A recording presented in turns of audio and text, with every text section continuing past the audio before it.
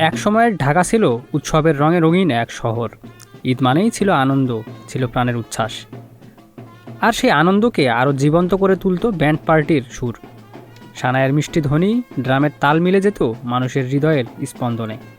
পুরো নগর যেন এক অদৃশ্য বন্ধনে জড়িয়ে পড়ত উৎসবের আবেশে।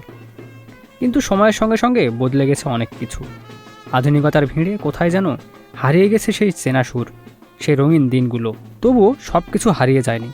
প্রতি বছর ঈদ উল ফিতরের দিনে রাজধানীর গুলশান আর বনানীর কিছু এলাকায় এখনও দেখা মেলে সেই পুরনো ঐতিহ্যের।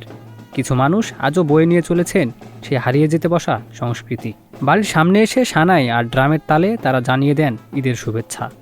আর সেই সুরে ভেসে ওঠে পুরনো দিনের স্মৃতি। অনেকেই আবার খুশি হয়ে তাদের দেন ঈদের সালামি।